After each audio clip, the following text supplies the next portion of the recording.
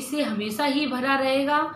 हमारे हिंदू धर्म में सोने से लेकर उठने तक के ये सारे कार्य पूरे नियम पूर्वक बताए गए हैं। ये हर एक व्यक्ति को ब्रह्म मुहूर्त में उठना चाहिए और सबसे पहले सूर्य नमस्कार करना चाहिए। सूर्य नमस्कार का मतलब यहाँ से योगा से नहीं है। यदि आप किसी कारणवश योगा नहीं कर पाते हैं तो आप भगवान सूर्य देव को सुबह नमस्कार जरूरी करें। इसके साथ ही हमारे घर से दरिद्रता तो जाती है और इसके साथ में हमारे शारीरिक स्वास्थ्य पर भी काफ़ी अच्छा प्रभाव पड़ता है। तो हमें सुबह उठ के ये कार्य अवश्य ही करना चाहिए। और अब मैं बात करती हूँ, यदि हमारे घर में हमें कहीं छिपकली दिख जाए तो बहुत ही शुभ संकेत है। लेकिन दोस्तों, छिपकली जब तक किसी दीवार पर या हमारे किचन में या हमारे पूजा गृह में है तो बहुत ही शुभ है। लेकिन जब छिपकली हमारे घर की धरती पर रेंगने लगे तो मानो हमारे घर में ये अशुभ संकेत दे रही है। और कभी भी छिपकली को जमीन पर रेंगते हुए नहीं छोड़ना चाहिए। जब हम ये एक क्रिया करते हुए छिपकली को देखते हैं तो तुरंत ही हमें उसे अपने घर से भगाना चाहिए, क्योंकि ऐसा छिपकली का करना हमारे घर में अशुभ संकेत देता है। काफ़ी बार हमने देखा होगा कि किचन में जब भी हम कार्य करते हैं तो हमारे हाथ से कुछ चीनी के दाने या कुछ बिस्किट या कोई भी मीठी चीज़ या किसी तरीके की कोई भी चीज़ गिर जाती है तो हमारे किचन में काली चींटियां हो जाती हैं।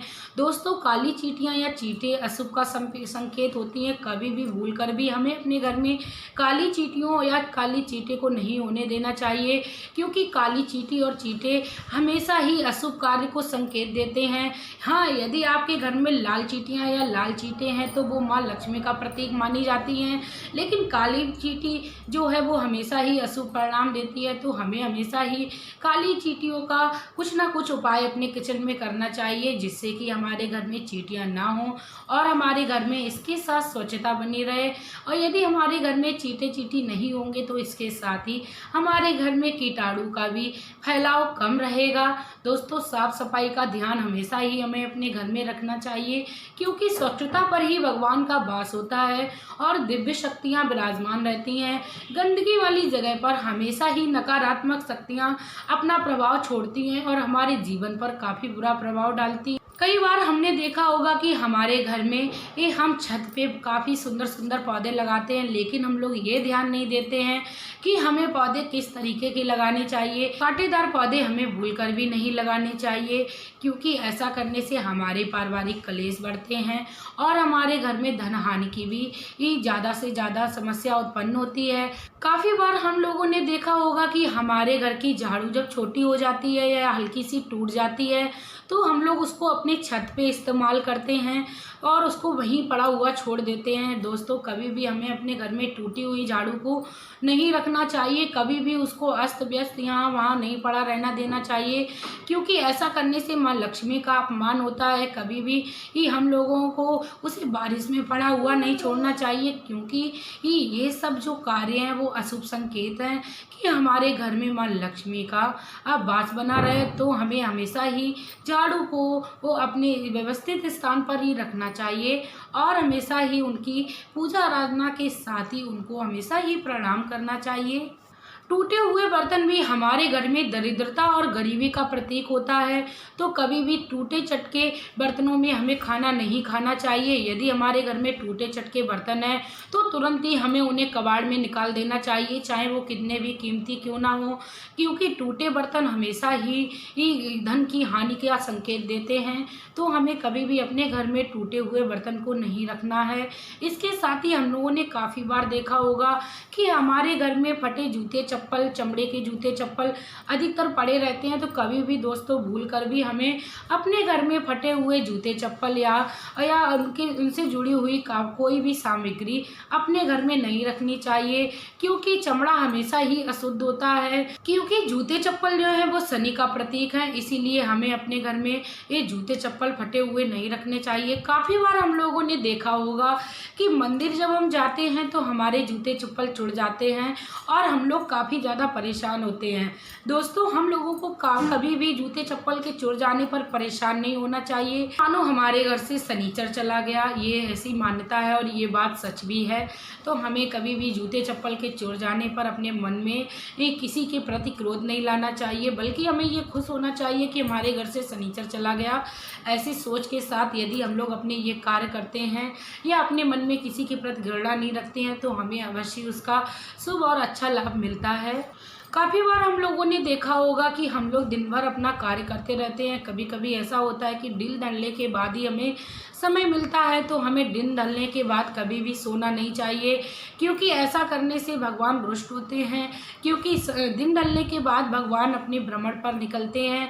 जो भी मनुष्य इस तरीके का कार्य करता हुआ दिखाई देता है भगवान को, तो भगवान अति क्रोधित होते हैं। तो ऐसे कार्य भी हम मनुष्य को नहीं करने चाहिए।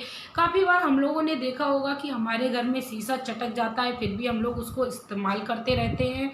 कभी भी टूटे हुए शीशे को या शीशे से बनी हुई किसी भी प्रकार की वस्तु को अपने घर में इस्तेमाल नहीं करना चाहिए, क्योंकि टूटा हुआ शीशा हमेशा ही अशुभ संकेत देता है। आप अपने घर में जब भी शीशे को इस्तेमाल करें तो आपके घर में एकदम साबित शीशा होना चाहिए।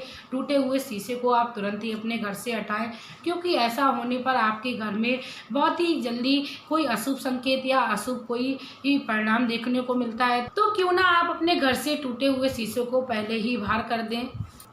यदि कौवा व्यक्ति के सर पर बैठता है तो ये बहुत ही अशुभ संकेत होता है। इसका मतलब होता है कि हमारे पारिवारिक जनों में या हमारे रिश्तेदारी में कहीं कुछ अशुभ होने वाला है। हमें उसके सतर्क रहना चाहिए। कभी कौवे को हमें अपनी छत पे काँव काँव करते हुए नहीं छोड़ना चाहिए। जैसे ही कौवा ये क्रिया करता है, हमें अपनी छत से उसे तुरंत भगाना चाहिए, क्योंकि कौवा जो है वो शनिदेव का प्रतीक माना गया है। तो आपको कौवे को कभी भी काँव काँव करते हुए नहीं छोड़ना है।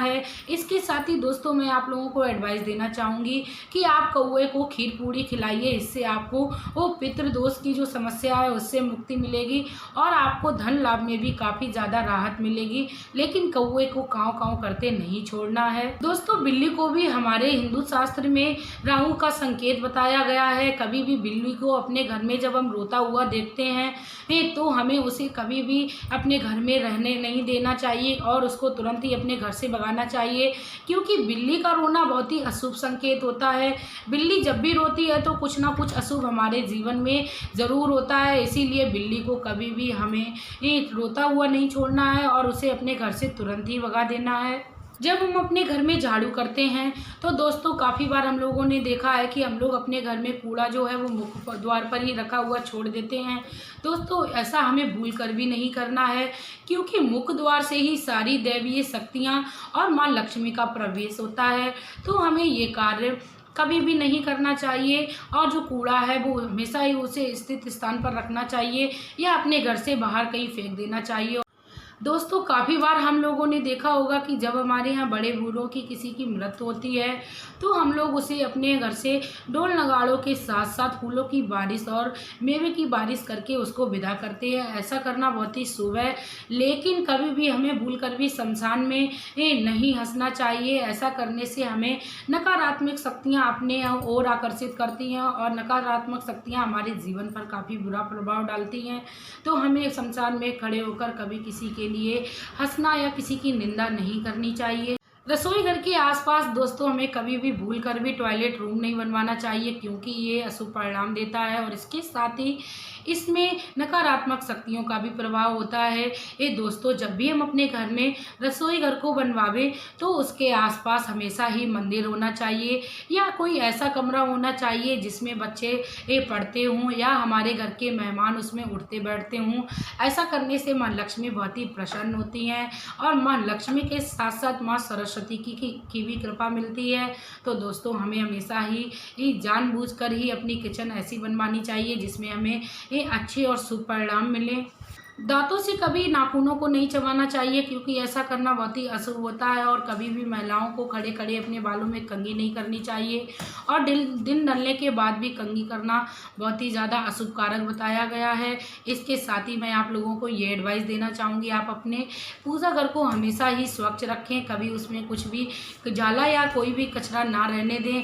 ऐसा करने से भगवान रुष्ट होते हैं। तो दोस्तों, जब हम इन छोटी छोटी बातों को अपने जीवन में उतार लेते हैं, अपने जीवन में इन छोटी छोटी घटनाओं को नहीं होने देते हैं, तो हमारे जीवन में काफ़ी अच्छा प्रभाव मिलता है, काफ़ी अच्छा परिणाम मिलता है। हमारे घर में ये धन संबंधी जो भी समस्या है उससे निजात मिलती है, हमारे घर की पारिवारिक कलेश जो हैं उसमें हमें कमी मिलती है। तो दोस्तों, हमें ये उपाय करते रहने चाहिए और अपने इस जीवन को खुशहाल बनाना चाहिए। शास्त्रों में बताए हुए सारे उपायों को यदि हम लोग कर लेते हैं तो हमें अपने जीवन में काफ़ी सकारात्मक प्रभाव मिलता है और दिव्य शक्तियाँ भी मिलती हैं। ऐसा होने से हमें नकारात्मक शक्ति कभी भी अपने ही ओर आकर्षित नहीं कर सकती और कभी भी परेशान नहीं करेगी।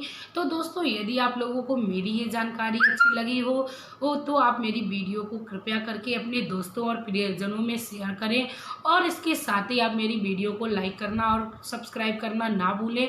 दोस्तों, अपना कीमती प्यार और समय देने के लिए धन्यवाद।